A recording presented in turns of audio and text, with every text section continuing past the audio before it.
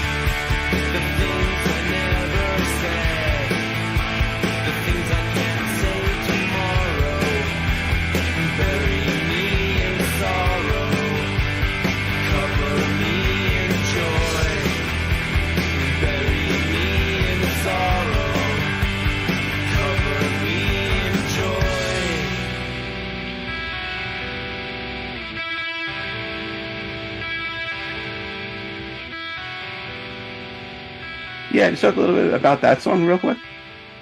So Daniel wrote the lyrics of that one. Um, and Yeah, what can I say about the music? I mean, the guitar is a bit like a lot of the stuff that I liked at the time. We were really into, I mean, Sonic Youth was really the big deal at that point and had been for a few years. And something about their kind of like, clear but weird.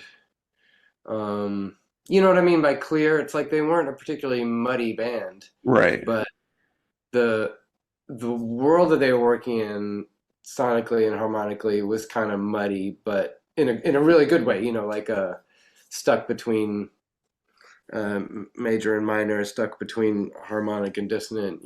Just this kind of bittersweet sweet spot. And Blonde Redhead too. who were a band who maybe sounded a little bit like Sonic Youth at first, and then found their own identity. Chavez was a big deal. Mhm. Um, to me, they were kind of my favorite band at the time. Anyway, I don't know why I'm talking about influences, but I was probably more clearly a product of influences then than I guess hopefully hopefully now. Um, and yeah,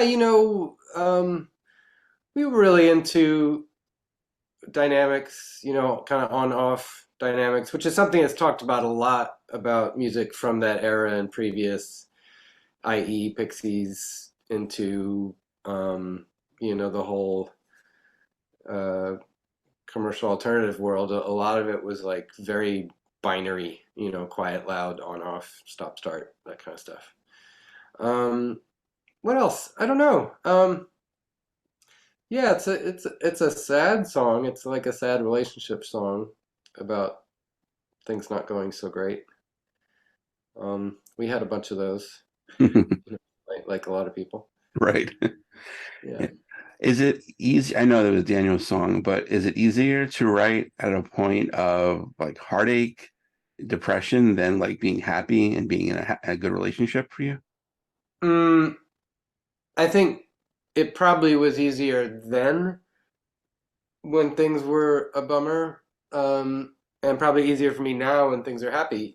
Because I think now it's mostly about energy. I don't need the impetus to do it. I always loved making music, but like it was more mysterious then. I mean, it's equally mysterious now in terms of like what to do once I'm sitting down, but the sitting down is less mysterious now. It's like Right. not only is it technically my job, um, but I know it's going to be a positive experience. Whereas back then, it was a little hobby and I didn't know how it would go, and I probably had more imposter syndrome now. I don't have any less reason to. I probably had more imposter syndrome then. Right. Um, I have just as much reason to. Anybody does at any time. Like I have no idea what I'm doing. But um, whatever. I'm getting into the weeds here. Just to say, yeah, I think it was easier then because heartache, etc., is like can if you have somewhere where you put your energy and feelings, then heartache gives you like blind drive to create something because you need to get it out of your system or you need to do something to stop that hurt or distract you from it. Whereas now it's more just about energy and feeling good translates into energy, and energy translates into sitting down and doing what I love to do. I have ADD to a certain extent, and so um, being happy is a really good counterbalance to ADD because the happier I am, the more I clearly I remember what makes me happy, which is working. Right. For a long time in my 20s and 30s and into my 40s, I thought I was lazy because I'd spent a lot of time wasting time. And I found that very confusing because it didn't make sense. Like, how could I be lazy? I love working. And then it was such a relief to realize I'm not lazy, I'm anxious. And that's easier because anxiety, I think, is easier to deal with. Because, there are some tried and true, well known things you can do, and even just taking a walk, all kinds of stuff. Whereas laziness, I found it seemed foreign to me. I didn't know what to do about it. Anyway, sorry. That answers probably not your question and probably answers questions you didn't ask. You know what? It's a great answer nonetheless. So it's really. So do you think then you kind of like now matured as a songwriter? As a person, yes. As a songwriter, who knows? I don't know. Right, right. Yeah. So can you relate to those songs that you like, that you wrote like 30 years ago? Yeah, I can. I find some of it kind of, yeah, I find some of it kind of cringy. Hmm. There's, you know, I think now, if part of me, if some impetus in me is, I could qualify as, um, I can't think of any other word but pathetic. Right. Like some part of me is like really like not trying hard enough to just buck up or whatever, or self-pitying or something like that. At this point, I, I know to hide it because I don't even want to see it. I don't want to write it down. I don't want to sing it. I don't want to, I want to move on. I want to get past it. Whereas then, I think at much younger, it's like, I have an emotion. I'm going to express it. And there's no committee going like, well, how do you feel about sharing that? I didn't care. And in fact, of course, there was the thrill of sharing something weird and cringy. I remember two things. It was either Hollywood, the song on High Low, where I go, cool like the stars, sexy people in bars, which is a really cheesy line, except I meant it.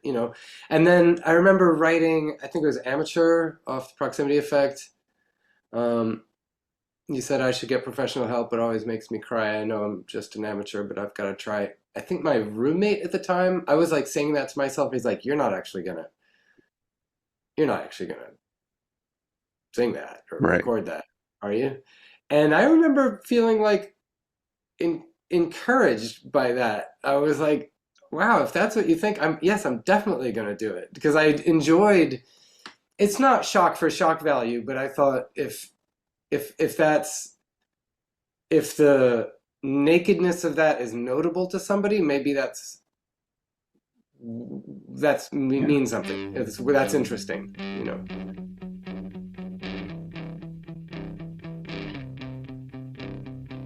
You made me feel like I'm okay.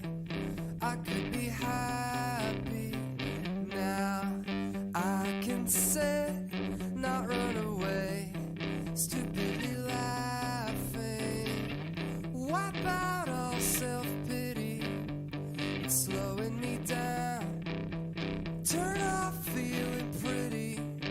Dressing up, dressing down. I'll walk around the city out of my way, looking for something.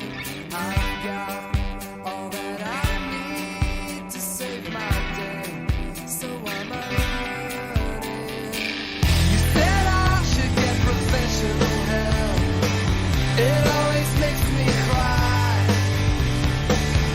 I know I'm just an amateur, but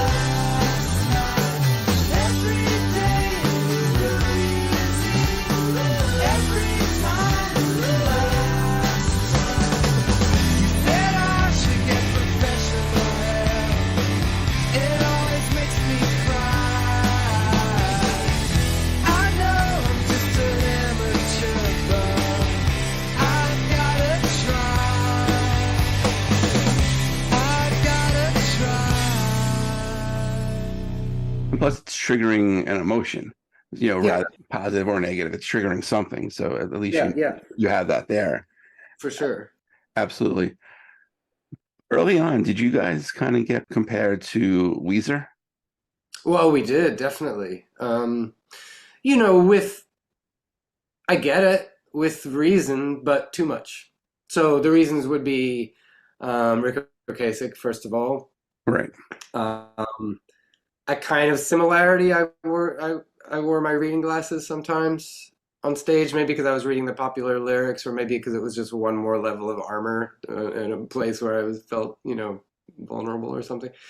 So maybe there was like a look, and then there was like funny video, and I can see popular as being in the Weezer wheelhouse.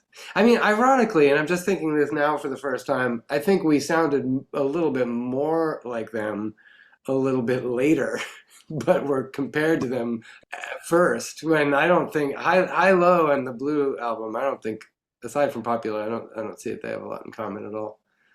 But I think they're great. But it was frustrating. We didn't enjoy that comparison particularly because Right. it felt reductive. Yeah. I think because you both had like, the breakout song with like Buddy Holly, and then you guys had Popular. But other Yeah, than that, I didn't see it. It just, yeah, it was a totally. quartet and whatever. I know you spoke about this a lot, but how did the whole Rick Ocasek thing come about? Oh yeah. Well, so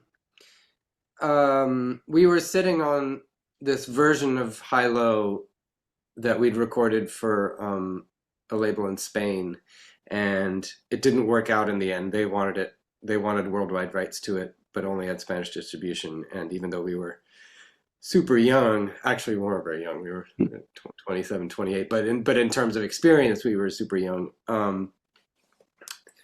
We still could realize that that was probably a bad idea. Um, so they were firm about it. They're like, it's the world or nothing, and so we're like, well, sorry. So we're just sitting on it, and I took the subway in New York, and Mitch Easter was Hmm. sitting like 10 feet away. Um, Mitch Easter, if listener, if you don't know, not only was he the main man of this incredible group called Let's Active, but he was a great producer, and notably producing the first two REM albums. Um, so anyway, a great person to give a record to, Right. and I was too shy. I didn't do it, and I was kicking myself just minutes later, getting off the subway. I was like, man, do not not do that again. And a couple of weeks later, I saw Rick Ocasek walking into a club I was leaving, the Knitting Factory. Um, I love the Cars, absolutely adored them. My older sister had all the records, and I thought the Weezer record sounded incredible. So I went up to him, and he was super nice. He's super, super friendly and warm. And I gave him a cassette, and I never expected to hear from him. The expression, I went out to dinner on that. So Yeah. I went out to dinner on that story for a couple of weeks, but just telling friends like, you'll never Right. believe what I gave a tape to. But then unbelievably, one day I came home and my roommate was like, you should listen to The Answering Machine. I was Hmm. like, why? And here was this message from him. So I went over to his house, and he was so nice. I sat and had coffee with him and with Paulina, who's super friendly and down to earth too. And then after a while, just chit chatting, we went down into a studio, and he sat down and said, so, we sat on the sofa together, and he's like, so what is this tape? And I said, well, it's this record, and we don't know what to do with it. And he said, well, you could put it out as is. It's really good, which is great to hear, Right. Of obviously. course. Yeah. He said really nice things, which I'll get back to. That was really significant for me. But he said, you could put it out as is. But if you ever wanted to re-record these songs, I would love to produce it, and I'll be really cheap. And he said, do you have a record contract? We said, no, we don't. He said, keep my number. So, no, the only thing I was going to get back to is that, like, just this little moment when he's pouring the coffee and I'm sitting next to Paulina and she said, he really likes your phrasing. And just that little sentence, hearing that very kind thing from her that he'd said, it was just a big deal because, I wasn't particularly confident. And that was the first person outside our circle who'd ever said anything like that. Right. And actually nobody in our circle had said it either, except I know clearly, Yeah. we wouldn't be playing together if the other guys didn't like Right, us right. to do it. But it was just nice. It was a really encouraging, confidence building confirmation. It was really nice. Anyway, so a couple of weeks after that, it seemed to be like every event was 2 weeks after the previous one. A guy came up to us after a show, a guy called Bobby McCain, and said he worked at a label called Number Six. And I thought Number Six was definitely on my radar because they put out a Dean Wareham 45, and also, especially, they'd put out a record by Unrest called Imperial FFRR. That was one of my favorites. So that was the dream. That's what we wanted, is some guy from a good indie label or woman to come up to us after a show and say that. But he called us the next day. He called me the next day and said, I didn't tell you my day job is at Elektra, and I gave your tape to a friend, Ben Weber, and Ben Weber took it to his boss. And I'm saying Ben Weber's name because he's actually our manager now. Okay. And a dear friend. But so Ben took it to his boss, an A&R guy there, who wanted to see us the very next afternoon and offered us a deal on the spot, which we turned down and thought about it for a few weeks, but then eventually did take it. And then Rick made the record. So, I mean, with Rick, obviously his track record with the Cars, and at that point he was really a great producer. Romeo Void, I think, like Suicide, Yes, a couple other exactly.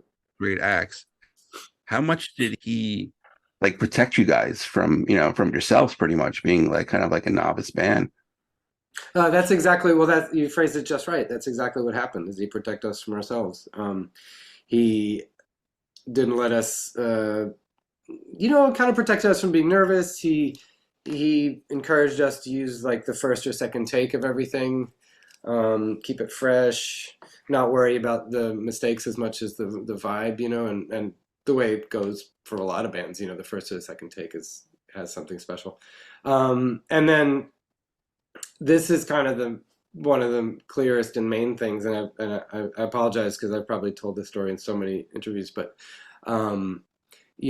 after recording every song, he would say, "Hey, would you just run in and do a scratch vocal? Listener, a scratch vocal is when you just sing it just so that it's there, but you're not thinking this is the final performance, not trying or whatever, making a big deal of it." He said, "We just sing a scratch vocal on this take." And I would do that. And he'd always say "Oh, just do one more." And I'd do one more. And then after whatever it was, a week, 10 days, I nervously said, "Rick, is it time to sing the record? Is it time to do the vocals?" He's like, "You're done. You did it already." Which was great. I mean, super, super slick. Yeah. Kind of discreet. It was great. It was, totally protecting us from ourselves. And also from the label, to be honest, because Elektra's a major, and this was the tail end. We didn't know it was the tail end, but it turned out to be the tail end of the really commercial alternative era, where alternative bands were having really big hits. So, they were hoping for that and wanted to come down to the studio, and he wouldn't let them. Smart. Which is nice. Yeah. And that was great because, maybe somebody else wouldn't have had the authority or whatever, or the gravitas to convince them not to come down. But he was like, "Yeah, no way. You guys stay out of here." Yeah. And plus he has that track record, and, he's Ocasek. So, he can do that. What was his initial thoughts of Popular? I don't know. I don't know. I guess he heard 3 singles on that record. It was Popular and Zen Brain. But yeah, I guess he liked it. Yeah. Okay. Was it easy for you to kind of memorize the lyrics? No. Hey, I got Penny. comes a time in every girl's life when she's really got to ask herself, sometimes to ask herself, is she ready to be going steady? Don't faint it away, but I honestly believe that one night should be enough. Well, first of all, let's say that we were named Johnny and one day Johnny asked me if he could stay. Johnny decided to 3 important rules for breaking up. Don't put off breaking up when you know you want to. Prolonging the situation only makes it worse. Tell him honestly, simply, kindly, but firmly. Don't make a big production. Don't make up an elaborate story. This will help you avoid a big tear-jerking scene. If you want to date other people, say so. Be prepared for the boy to feel hurt and rejected. Even if you've gone together for only a short time and haven't been too serious, there's still a feeling of rejection when someone says she prefers the company of others to your exclusive company. But if you're honest and direct and avoid making a flowery emotional speech when you break the news, the boy will respect you for your frankness, and honestly, he'll appreciate the kind, straightforward manner in which you told him your decision. Unless he's a real jerk or a crybaby, you'll remain friends. I'm popular. I'm a quarterback. I'm popular.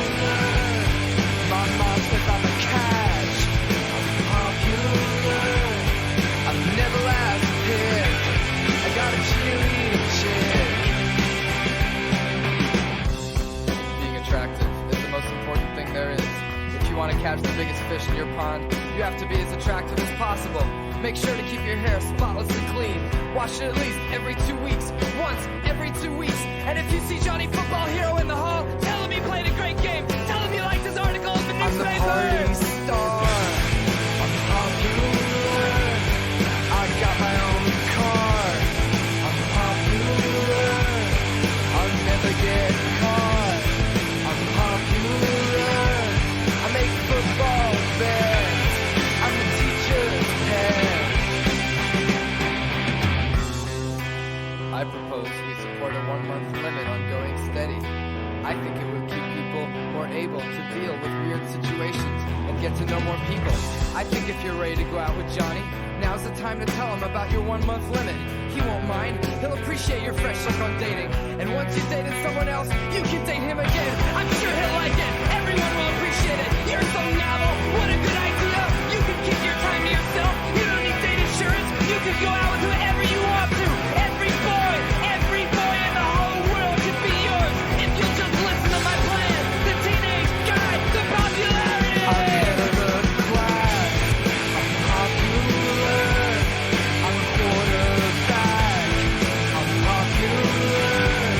My mom says I'm a catch. I'm popular. I'm never last picked. I'm a cheerleading chick. I'm the party star. I'm popular. I got my own car. I'm popular. I'll never get caught. I'm popular. I'm the teacher's pet. I make football bets. No, I tell you what was even hard. No, it wasn't easy to memorize them, but what was even harder was to dissociate my right hand. I'm a righty, so my right hand is my picking hand. Dissociate from talking. Like, maybe that would be easy for a lot of people, but I found it difficult. So just a lot of time and a lot of practice. Right. And the video was shot in Bayonne High School, and people might not know that it's pretty popular high school for videos to get shot. Mariah Carey had a video shot there, I think, someday, and Jeremy, by Pearl Jam. So you're I didn't know that. Yeah, and I think My Bloody Valentine had a video shot there too. Really? No way. Yeah. So pretty good company. Yeah. That's cool. The background when you guys were performing on the field, were those like students? You mean the cheerleaders? The cheerleaders, the football players in the background. All students. That's That's awesome. That's the actual football team, and that was the actual cheerleading squad. Right. Yeah. Oh, that's great. Have you seen the Pom Pom Squad version? Because they did the same classroom and the same team. Right. I mean, not kids anymore, but same Yeah. team. Yeah, pretty awesome. Now, the second album, Proximity Effect, I really love. I think it's fantastic. What was kind of the disconnect there with you guys, the record company, and just having I don't know. I guess they thought there wasn't a slam dunk radio song on it, which I don't know. I thought Hyperspace would have been a great single. I'm with you on that. Very, very kind of you to say. I think so too.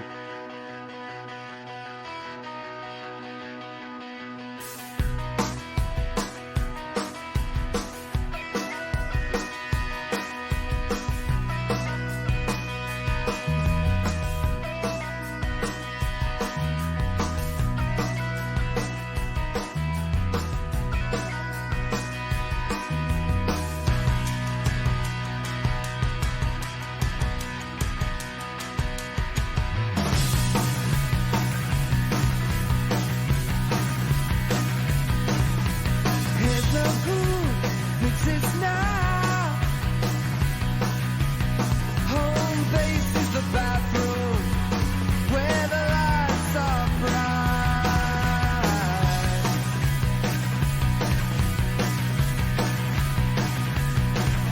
It's never too late if you know how. We got our own brand of hyperspace.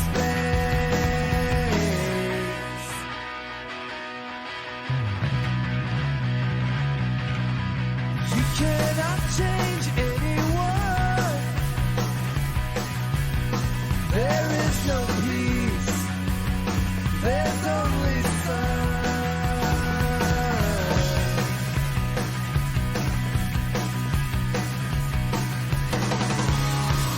When you wanna go, I know you will. When you wanna go, I know you will. And I can see it all. And I'm okay. I wish there was another way.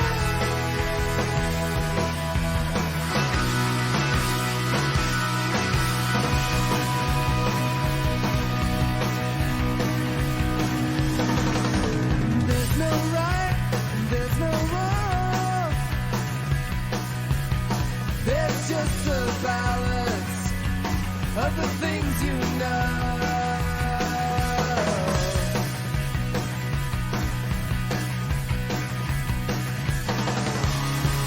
When you wanna go, I know you will. When you wanna go, I know you will. And I can see it all. And I'm okay. I wish there was another way. And I can see it all. And I'm okay. I wish there was another way. And it's certainly felt that way ever since. I mean, it's kind of a live favorite, and you can just see how people react, and I can feel it in playing it. Like, it's not boring. 27, whatever, how many years later? 25. Yeah, I don't know. Maybe, like I said about that closing window of commercial alternative, I think maybe there was a desire from record companies to have something that was, it's not like it was a gimmicky time. I mean, in a way, hits are very often kind of gimmicky, and gimmick is a bad word. I shouldn't use it because I don't mean it pejoratively at all, but a lot of hit songs have this, something peculiar about them, ideally, hopefully. Right. Whatever it is, like Rihanna Umbrella being like Ella, Ella, Ella. Something. There's some kind of idiosyncratic, unique, standout thing, and maybe whatever songs would have been that. And listener, I'm sorry, it's getting kind of businessy. It's kind of boring you music. Well, except that you did ask me the questions. I did, yeah. So it's I shouldn't be embarrassed about that. no, definitely not. Yeah, I feel like maybe Hyperspace didn't have anything idiosyncratic about it. It's just a rockin' song. I don't know. So they asked us to, basically, it came out in Europe and was going great. I must say, Right. It was absolutely fantastic. The press was awesome. The shows were awesome. There was a lot of enthusiasm. It was selling everything, what you want to happen. But in the States, they said, let's hold off on releasing it. Why don't you guys go back in the studio? And we didn't have any more original songs. And they said, why don't you record some covers? I'm like, all right. And so there was a song by this band called Vitreous Humor. I think they're from Lawrence, Kansas. I should know that. Who are great. And the song called Why Are You So Mean to Me, which was great. And we did a version of it. Our version is not as good as the original. I couldn't quite hit this particular high note, and we dropped it by a whole tone. That's 2 frets on the guitar, and it's not as great. Whatever, and it's possible that our hearts weren't really in it. And we did a song by the DBs called Black and White, which is an incredible song. Also, Right, yeah. Not as good as the original. But so they test marketed that song, Why Are You So Mean to Me? And the jargon of the era, maybe this is still jargon, was it didn't get good phones. Meaning it test market well on the phone, on phones. So, yeah, then they decided to not put it out. I mean, it's surprising. I don't think they would have lost their shirts on that record. Though I will say it was very expensive to make. That was a pricey album. And I think part of that, it might partially be my fault because I had a feeling this was it.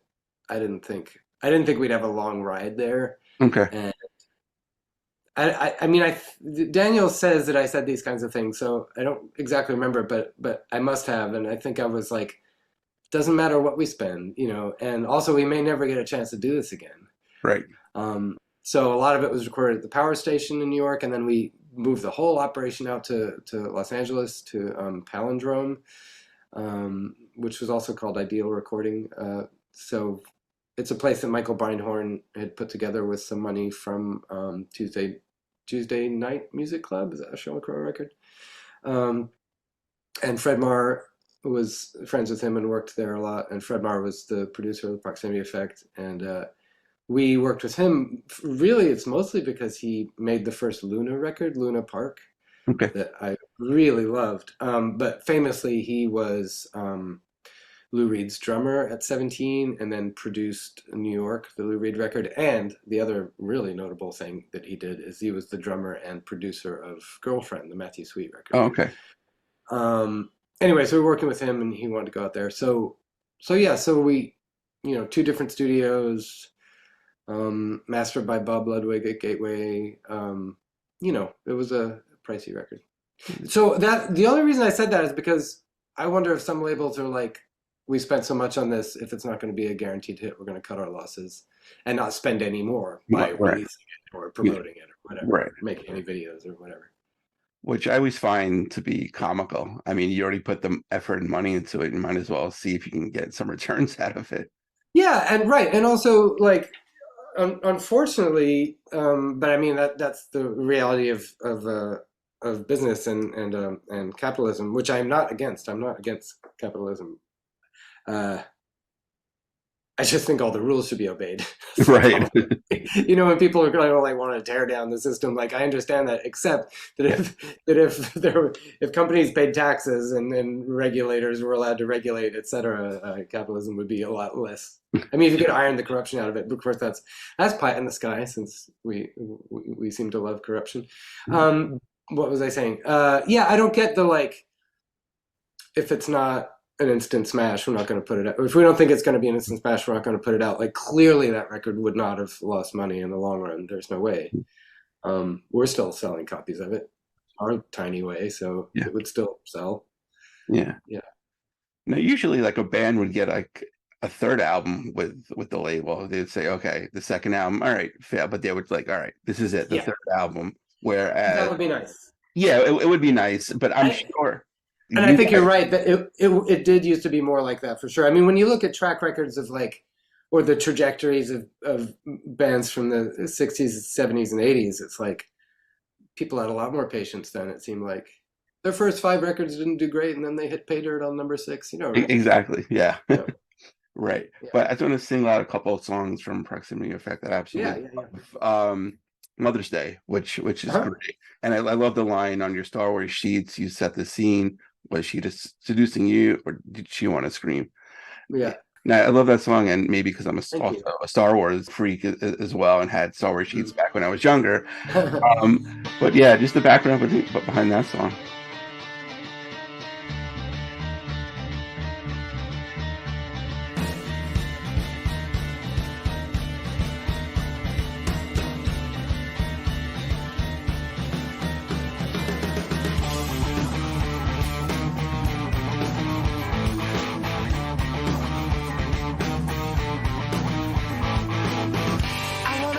I wanna know, do you have the balls to ask? What do you see when you look at a girl? Is she a game you wanna win? If no one was looking, what would you do to get in? Do you have friends who would be proud if you went in for the kill? Do you have friends who would do it, even against her will? What if they did that to your sister? What if they did that to your mother? Why are we so slow? Why are we so slow?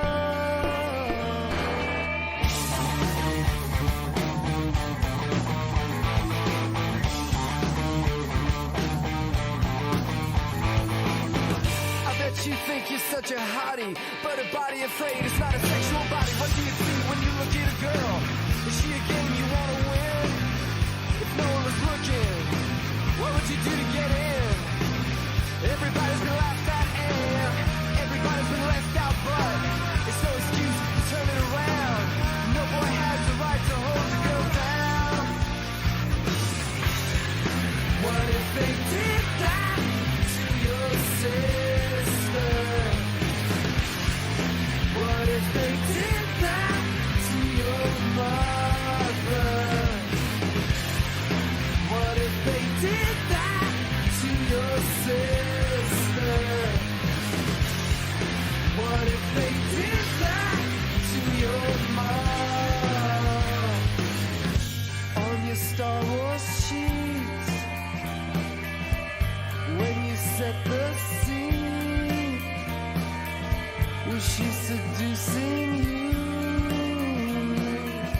Or did she want to scream?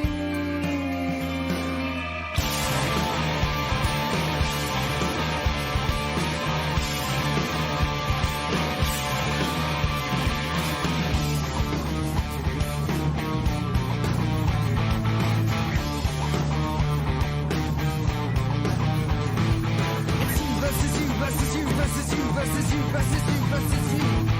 It's you versus you versus you versus you versus you versus you versus you.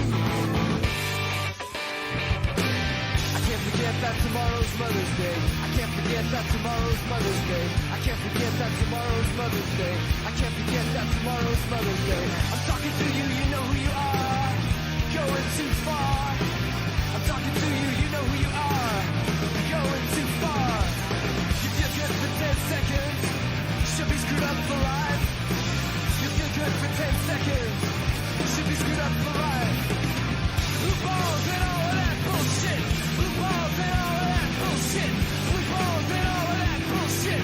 Blue balls and all of that bullshit. Well, it's a combination of two things. One was that we felt a lot of pressure. I felt a lot of pressure when making the proximity effect to, again, I'm sorry, in this podcast, the word hit has come up so many times because it's kind of a word I dislike because Right. I mean, I like it once you're talking about reality in the radio, but when it's before a record is made, that is a word that just doesn't help anybody. But anyway, I knew I was supposed to do that.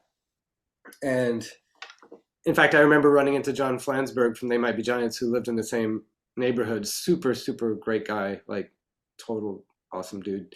Running him down the street one morning, he's like, "What are you up to?" I said, "Yeah, I'm writing songs for the second record." He's like, "You better be getting up early and drinking a lot of coffee. Get that done, you know, or do the best you can," or whatever. Which I remember did make me work a little harder because I really respect him. But I was like, I wouldn't have this feeling now, but then I was like,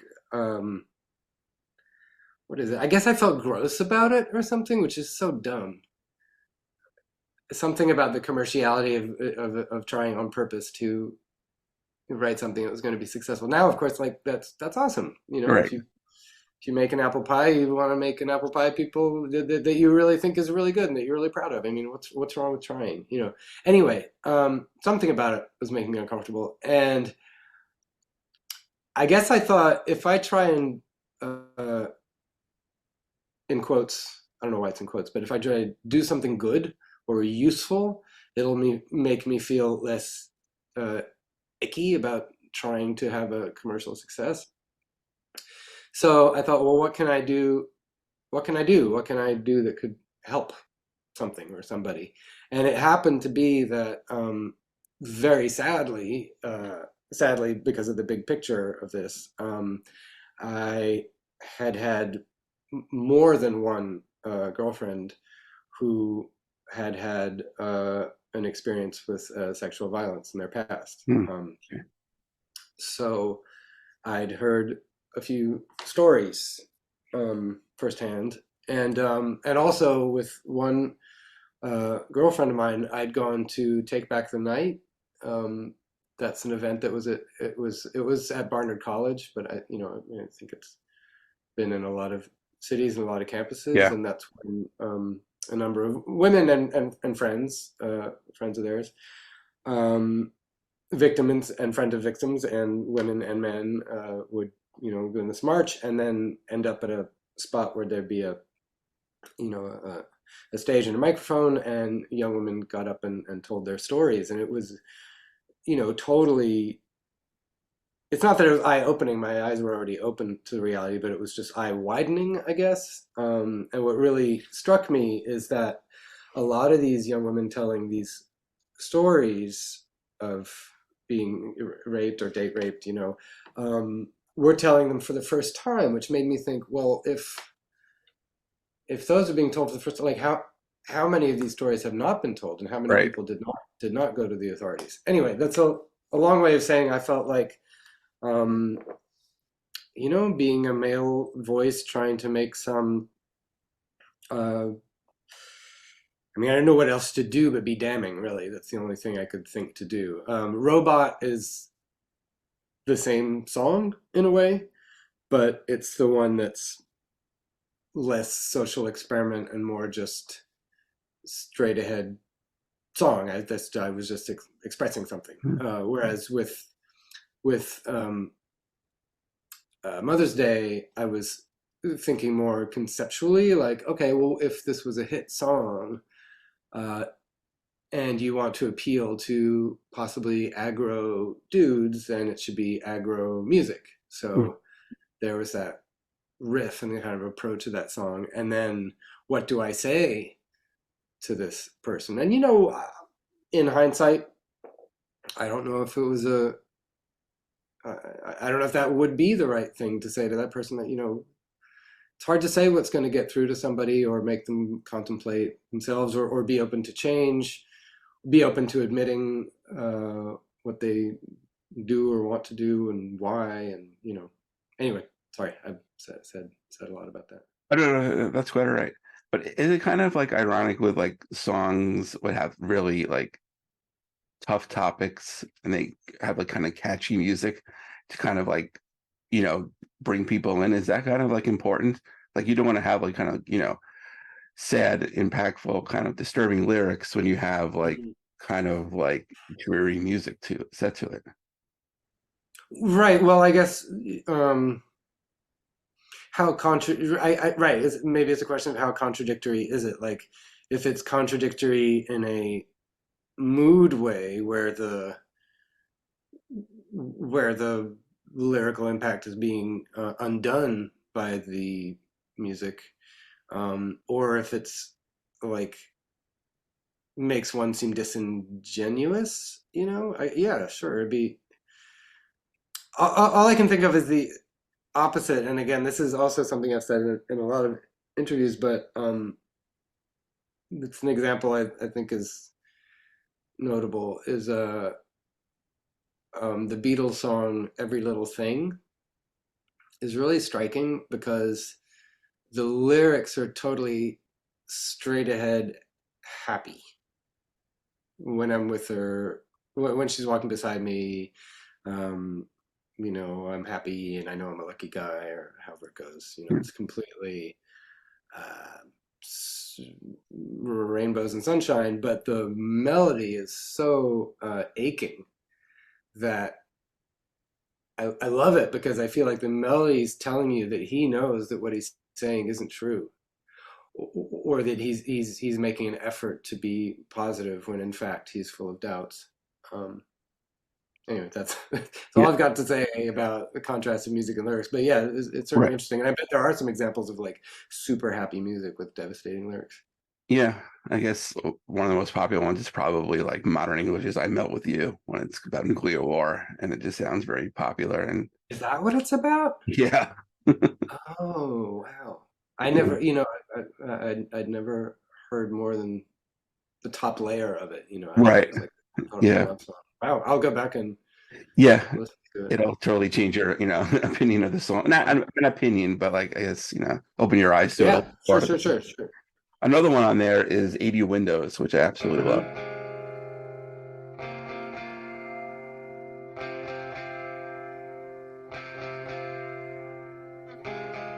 Clusters of people talking secretly to each other in a bar. You cannot talk openly to anyone you don't already know. 4-year-olds, they've got the right idea. They jump the line and hit it on the nose. When we sit and we get quiet, then we look and see who's home across the way. There are 80 windows we can see.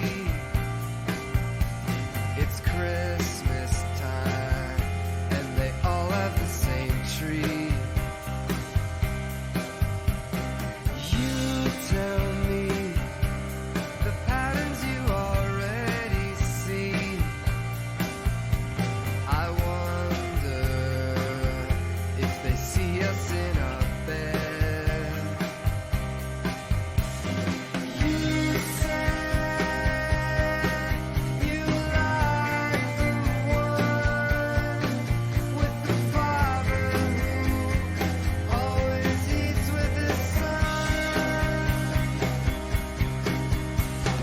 I like the rose of lies because they keep me calm. I feel far away from you. So what else is new? The moon is closer to the sun than I am to anyone.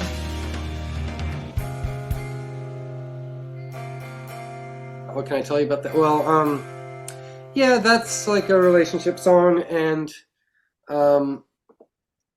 it's like the chorus, "The moon is closer to the sun than I am to anyone," is really specifically about that feeling you can have in a relationship if you're not,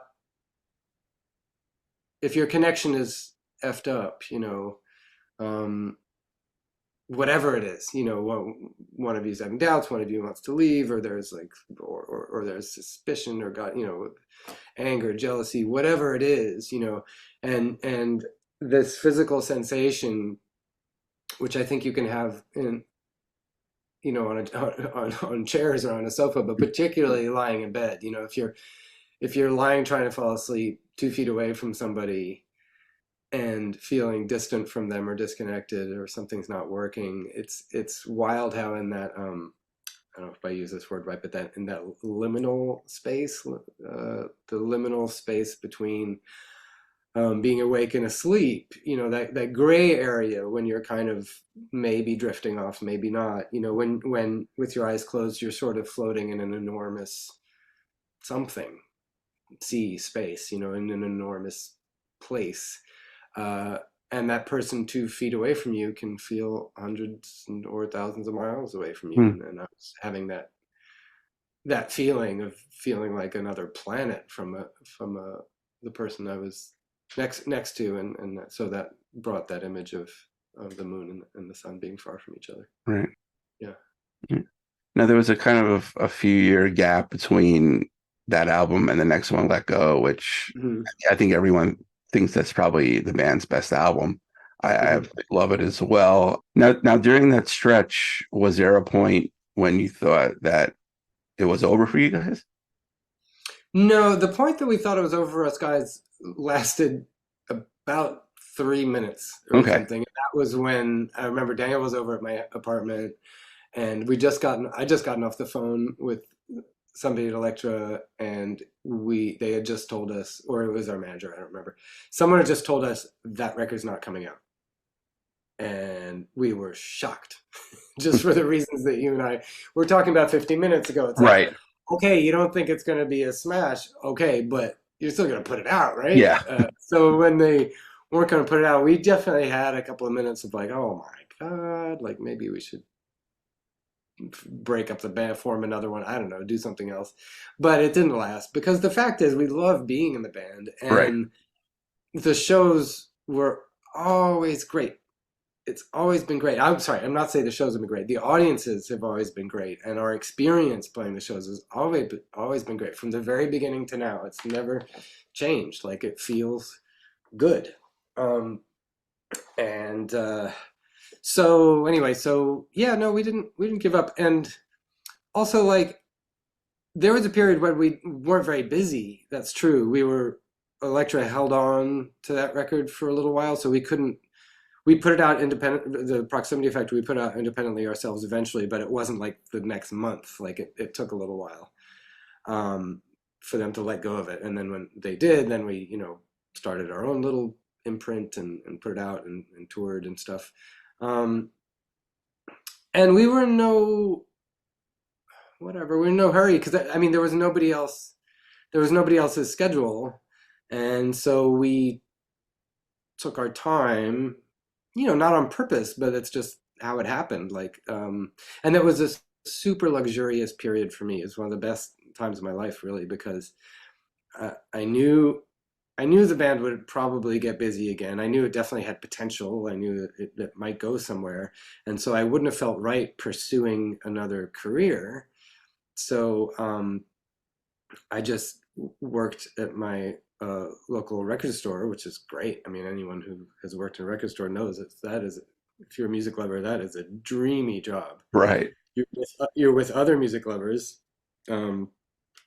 and you're listening to music all day and talking about music all day, and people in record stores, I think, like people who come to shows, want to be there. It is a voluntary activity. So you're seeing people happy, which is great. And my rent was really cheap. I went to a lot of shows and spent all my spare time at home just tinkering with my 4-track and, writing. So it was great. Really, really good. Very low pressure. But yeah, no real thoughts of breaking up. Oh, good. Okay. When you're working at the record store, did you kind of peddle your first album a little bit to customers? No. No, Yeah. not at all. I don't think we didn't carry it. Okay. We did carry the Proximity Effect. Okay. And what's funny is that once in a while somebody would be like, "Hey, aren't you?" Or it would come up or whatever. And there were moments when I kind of forgot. I'd kind of forgotten, like, oh, I have this other non-record store career that might do something someday.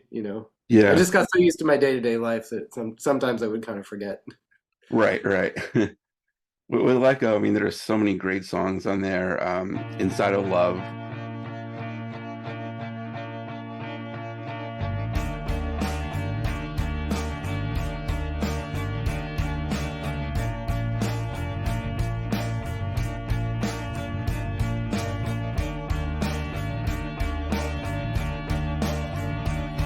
Watching terrible TV, it kills all thought. Getting spacier there. An astronaut.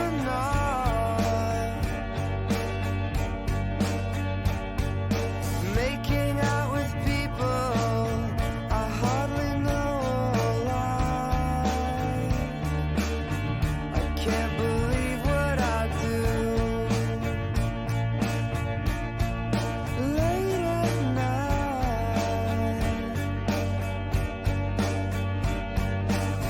I wanna know what it's like on the inside of love. I'm standing at the gates, I see the beauty above.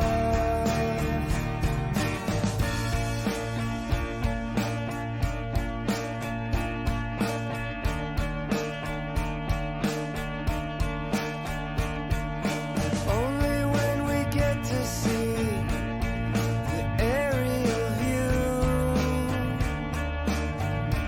will the patterns show. We'll know what to do. I know the last page so well, I can't read the first, so I just don't start. It's getting worse. I wanna know what it's like on the inside of love. Standing at the gates, I see the beauty above. I wanna know what it's like on the inside of love. Can't find my way in. I try again and again.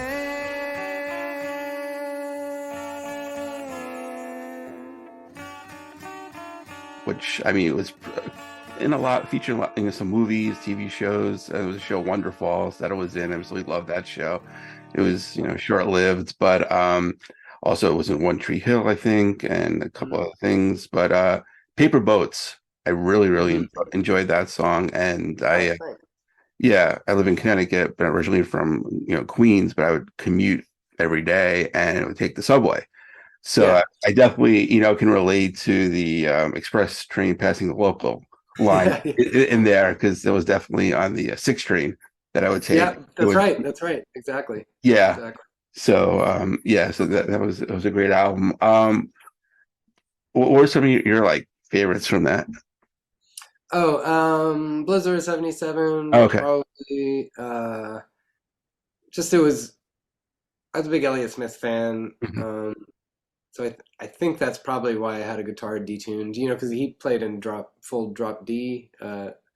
If you're a non-guitarist, what it is, it means that all the strings are one step lower. One step being do re mi, from do to mi. Is that right? No, from do to re. Actually, that's Okay. one step. Do re. So just that. Yeah. All tuned down that much. So just a little lower, a little looser. And I was sharing a hotel room in Amsterdam with Daniel. He was asleep, and I had this idea and went and wrote it in the bathroom, which kind of kept it kind of quiet. That's sort of what kept it an acoustic song, because it just felt like a quiet song.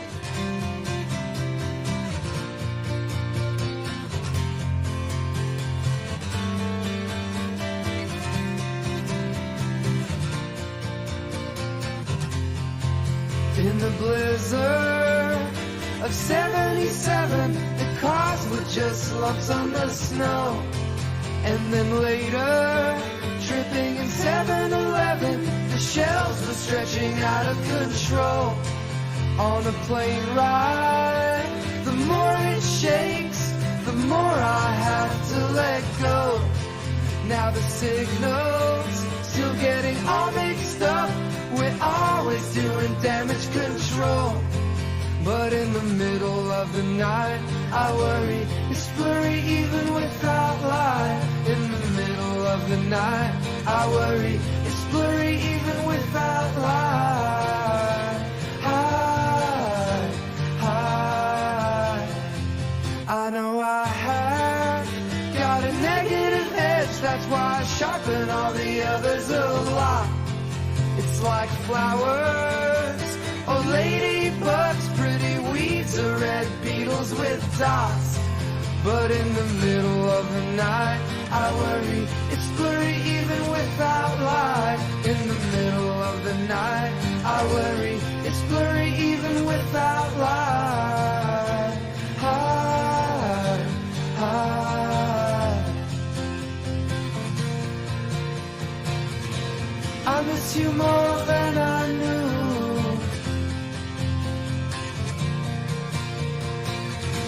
I miss you more than I knew.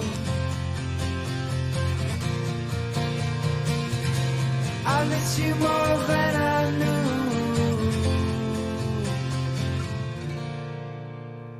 Um, what else? I don't know on that record. I'm fond of that record. So yeah, I like all those songs. I'm trying to think of particular. I mean, Inside of Love, you know, I remember very clearly.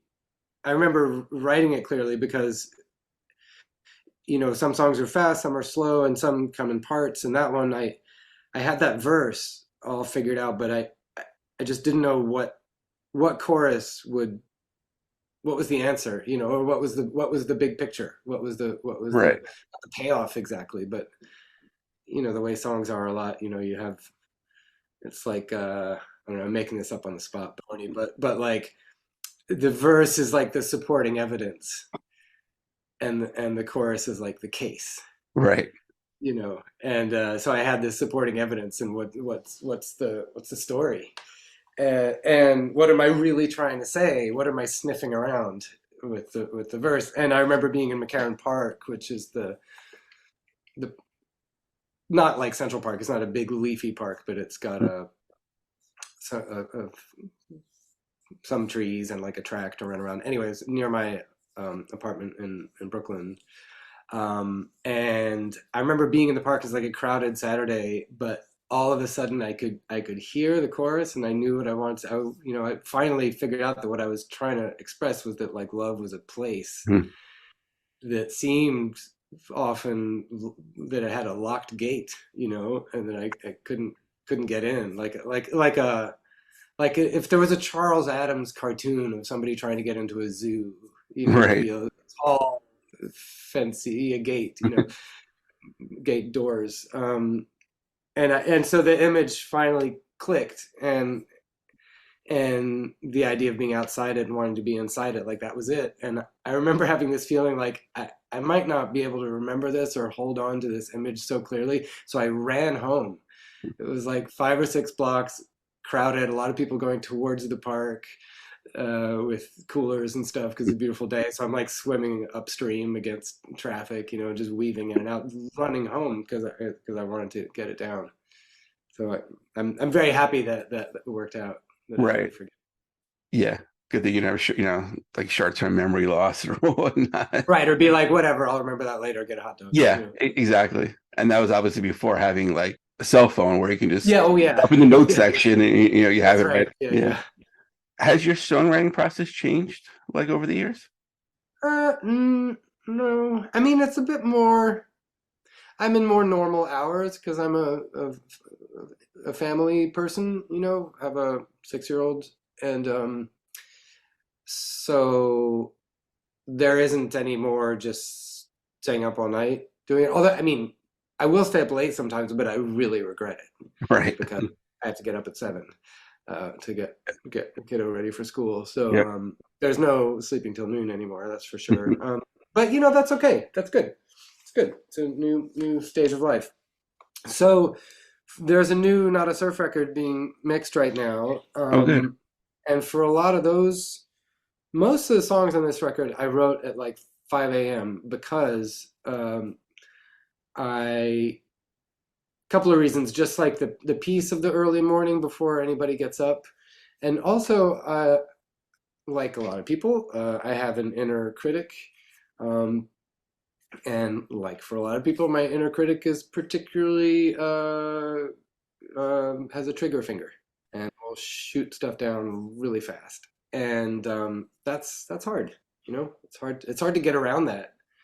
And it's hard to sometimes feel free around that. But I noticed that if I got up really early, this will sound corny, but it's really true, is that it feels like my inner critic is asleep. And I feel much freer and will write anything down. It's not that anything, I don't mean it's gobbledygook. I mean, like, I'll pursue an idea and I'll see it through.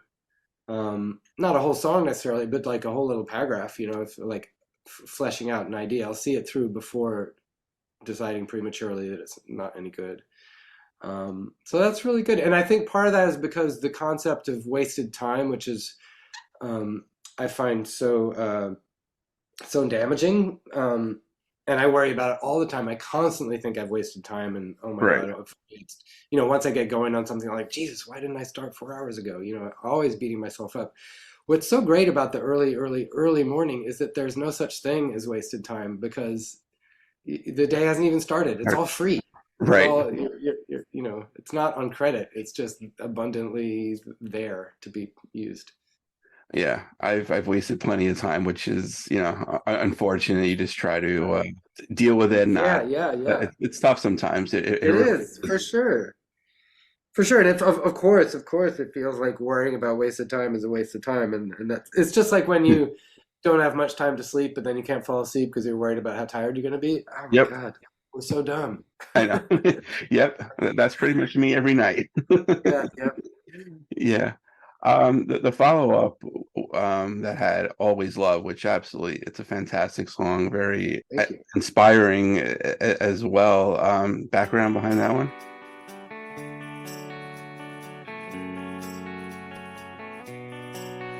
To make a mountain of your life is just a choice, but I never learned enough to listen to the voice that told me always love. Hate will get you every time. Always love. Don't wait till the finish line.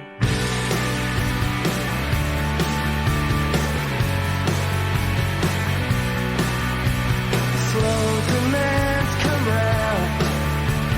Squeeze the air and keep the rest out. It helps to write it down, even when you then cross it out. But always love.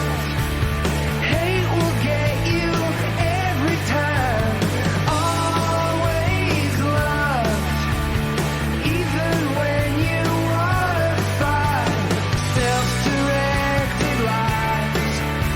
I wanna know what it'd be like to aim so high above any card that you get dealt you. Always love. Hate will get you every time. Always love. Hate will get you. And I've been held back by something. Yeah, you said to me quietly on the stairs. I've been held back by something. Yeah, you said to me quietly on the stairs. You said, hey, you good one. Hey, you good one. To make a mountain of your life is just a choice, but I never learned enough to listen to the voice that told me always love. Hate will get you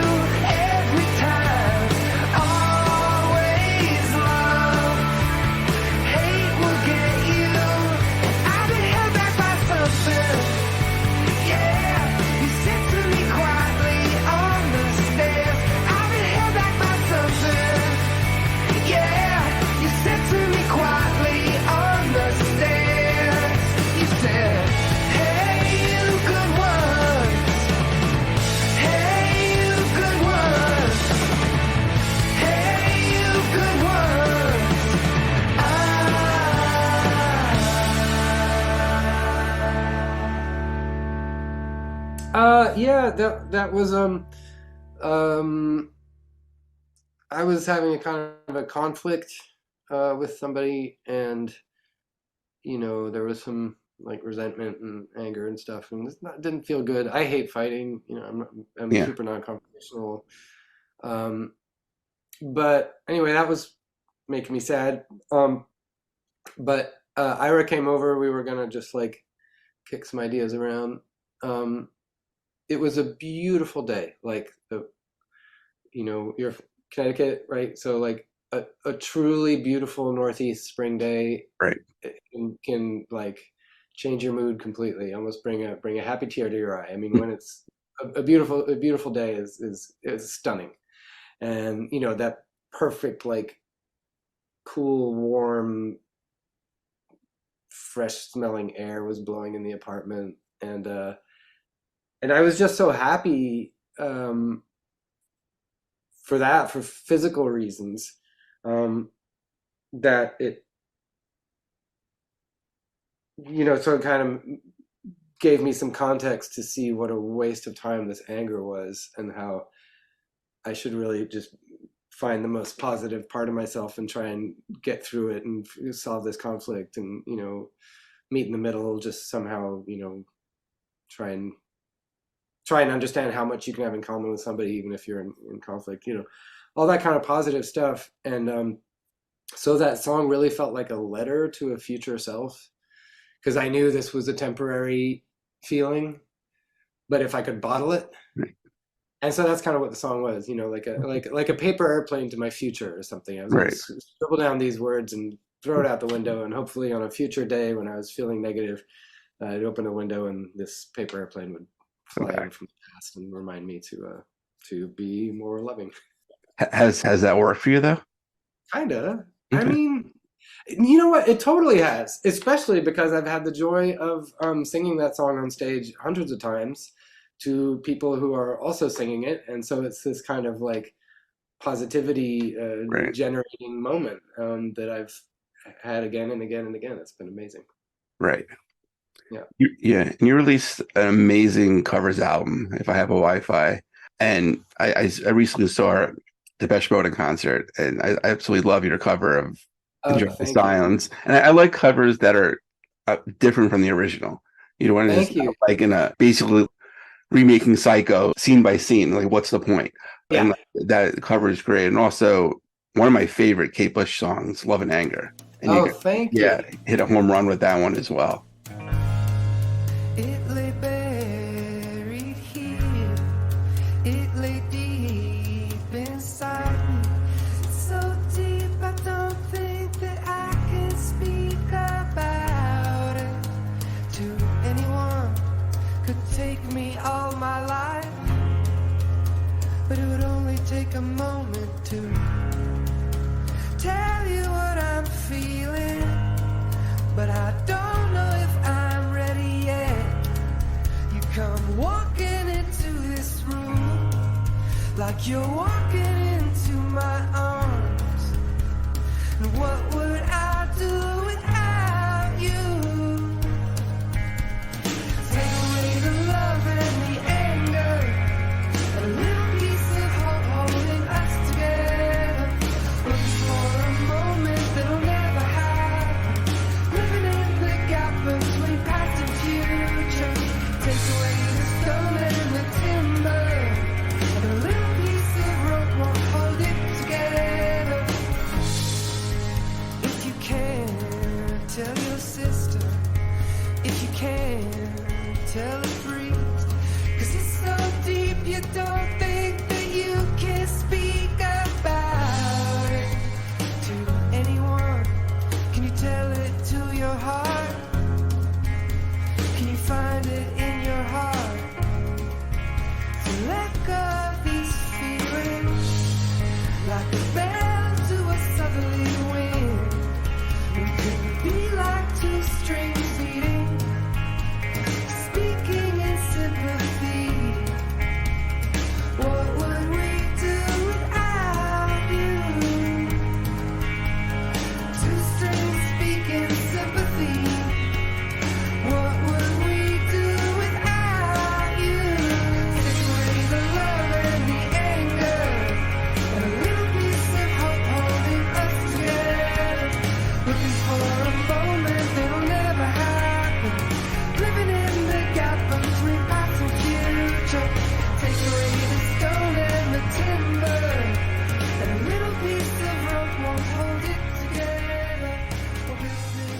Thank you. That's my favorite track on that album. Our cover of Love and Anger, but also Love and Anger is my favorite track on the Right. Yeah. Central World as well.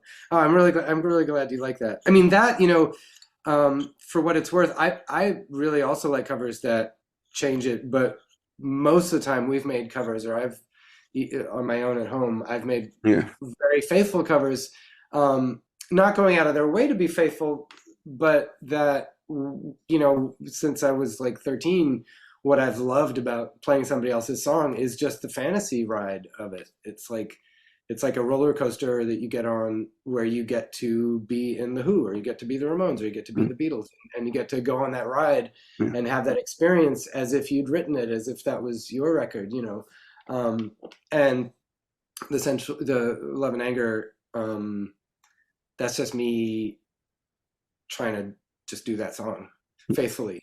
Right. But of course, I'm totally not Kate Bush, so so it comes out different. But in the case of Enjoy the Silence, that was really fun, because I was driving a car and that song came on the radio, and I was like, God, it's so great. And I started singing to myself, and my apologies to Depeche Mode, and my apologies to Depeche Mode fans, but the only part I didn't connect to on that song was that opening melody. Right. Whatever I could think of it, like it just that, and so I've flattened it out, just ironed it out, and ironed out the chorus as well, and it was so much fun writing it. Oh, I didn't write it, but coming up with a version, because I hadn't done that before. I'd made what in terms of like changing, I'd made very boring and very safe covers forever. And here, finally, it was transformed into something else. I was so excited. And also kind of nervous about it. Oh my God, am I breaking the law? I'm like rewriting the melody.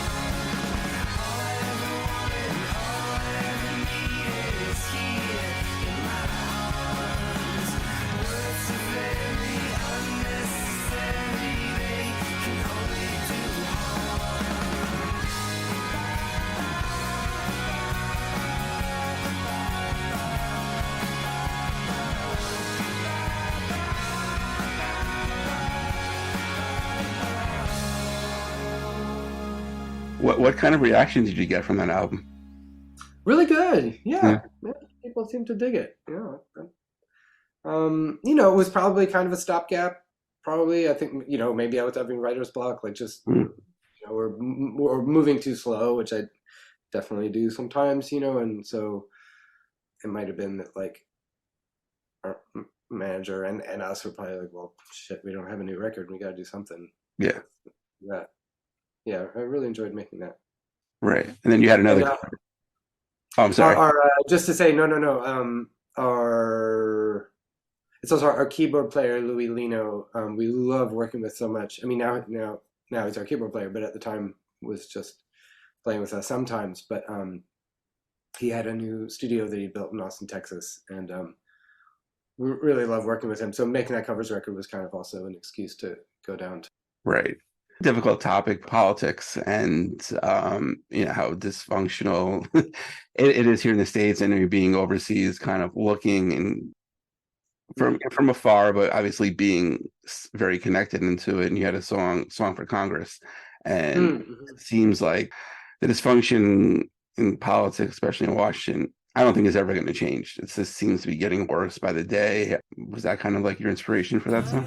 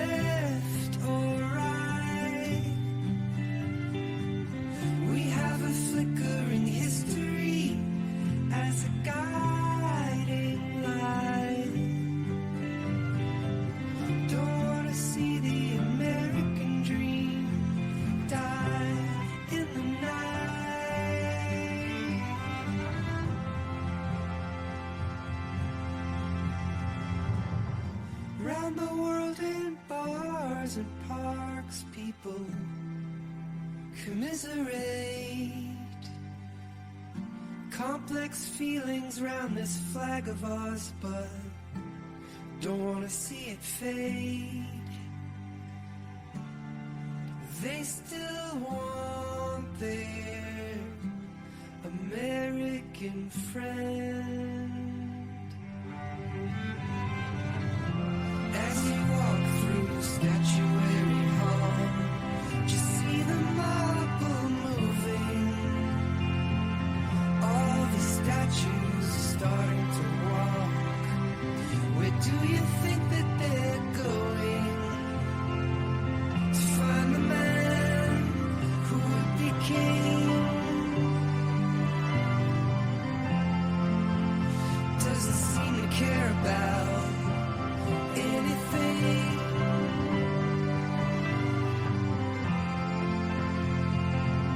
Now's the time to do something. Do we dare look away? Shut our eyes as we slide into the dark. Now's the time to do something. When we're all looking back, we will cry when we see what we have done. Now's the time to say something. Family split up,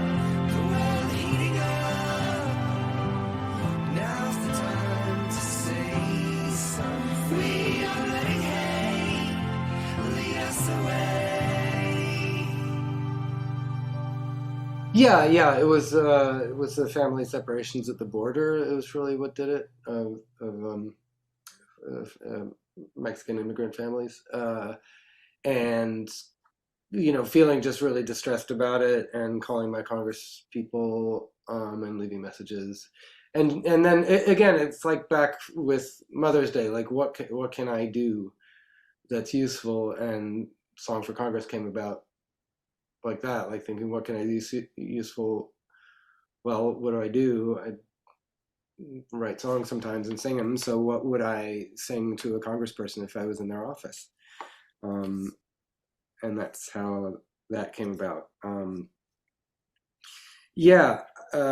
I hear you that maybe it's never going to change. I have nothing smart to say, but a lot of people have a lot of smart things to say, and a lot of it seems to revolve around how communication is changing, and how information, the way it's spread, is changing, and the speed of information spreading, and this speed of people reacting, and the commentariat. You ever heard that term, commentariat? Like this, the people who comment, Right. And how I have this corny, naive thought, which I have very often, which is about how important creativity is, and how important art programs, music, sculpture, painting, whatever, dance programs in schools are, because if people get to, I think if people get to be creative, it helps them with their sense of identity, and if they have a solid sense of identity, then they might not feel like they're reaching for, that they need to reach and adopt some other identity. And I'm so afraid of whether it's Q, or whether it's the big lie, election conspiracy theories, Right. etc., deep state, all this stuff. How much of the adoption of these views comes down to somebody lacking a sense of identity, and needing to put on some kind of robe or outfit, put on some kind of, take up some mantle, because they maybe don't know who they are so much. I got nothing smart to say about it. It's awful, and the state of things right now is awful, and I'm very sad about it. And there are a couple of terrible wars going on right now. Don't know. Try to be positive in your everyday life, or helpful, and just check your anger.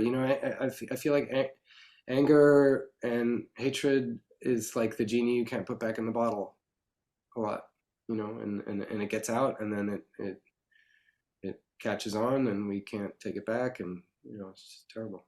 And I feel like there are a lot of positive things about social media, but a lot of negatives, and I think that everyone hides behind like a keyboard, then to their face, and you can't have a decent conversation one way or the other. I might not agree with someone's politics, but you can't have that conversation anymore. You can't stay the other side of the aisle anymore.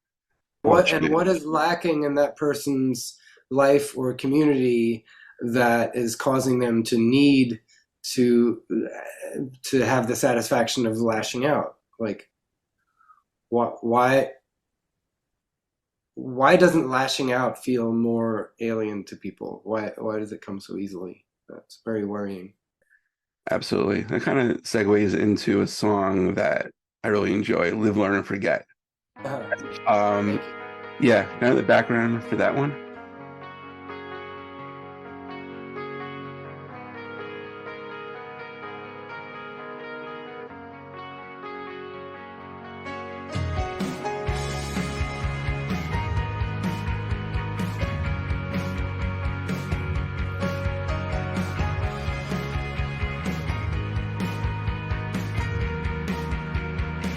I used to sing about love, falling in and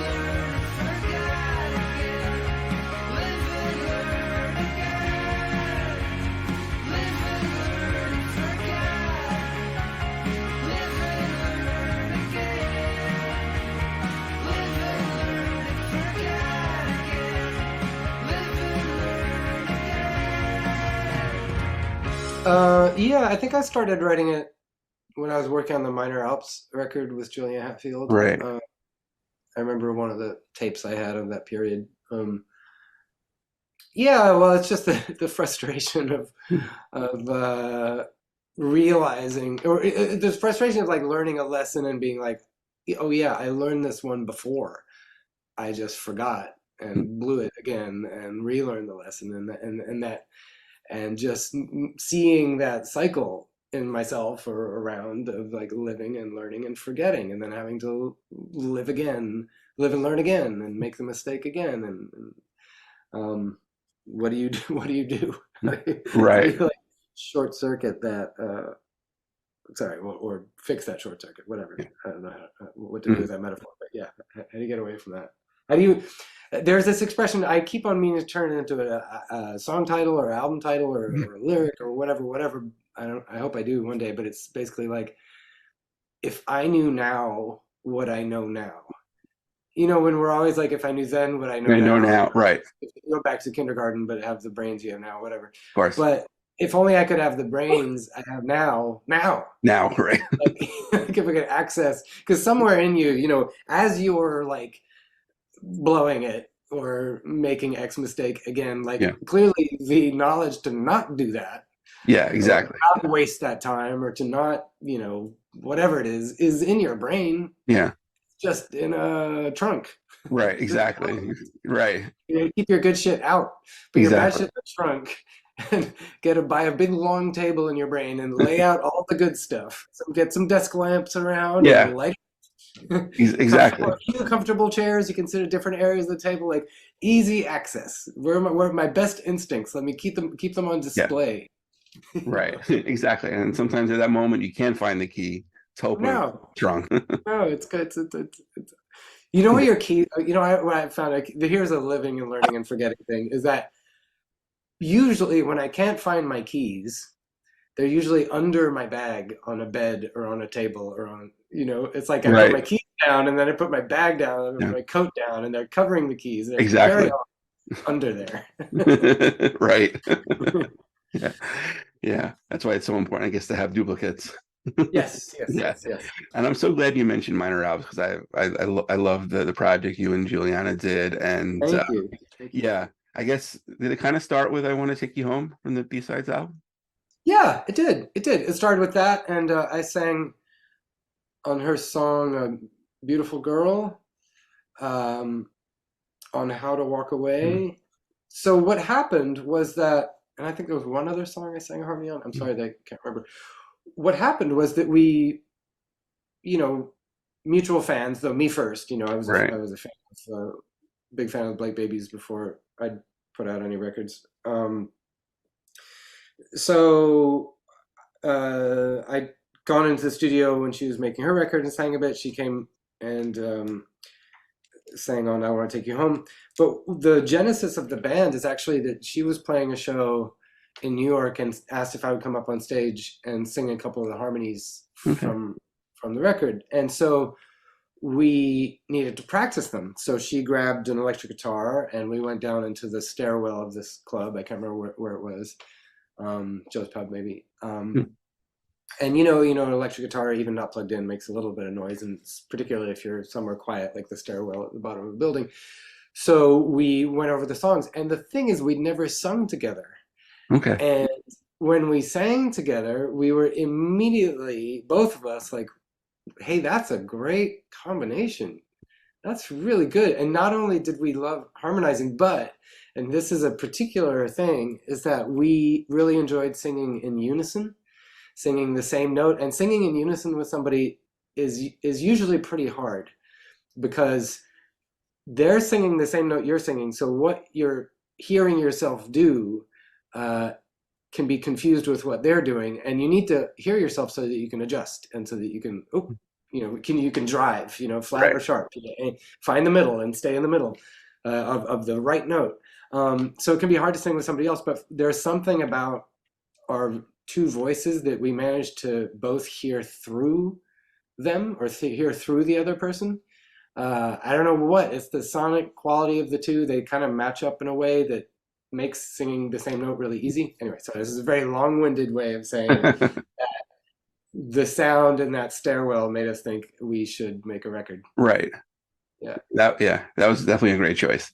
Yeah, thanks. Yeah, right. And I'll leave you with this. Do you remember where you were the first time you heard, I guess, would be popular on the radio? Yeah, we were. I was with the band, and we were in a van, and we were heading to, I don't remember, maybe we were playing a show at Wetlands or something, and our first record was a long way from coming out. That song, unfortunately, ended up on the radio way ahead of the record being in stores, Right. which is not exactly what you want to happen, but it did. Because it was on a little CMJ compilation, and then all of a sudden was on K-Rock. And anyway, sorry. Yeah, so I heard it in the van. We freaked out. It was so much fun. Right. Such a happy, surreal moment. Yeah. Yeah, that's awesome. But Matthew, I can't wait to hear the new album. Any idea when it's coming out? I don't know. I Okay. can never predict these things, but it is getting finished, and I'm very psyched, and I can't wait for you to hear it. No, that's great. And thank you so much for your time today. I really appreciate it. Yeah, thank you. Thanks for having me. All the best.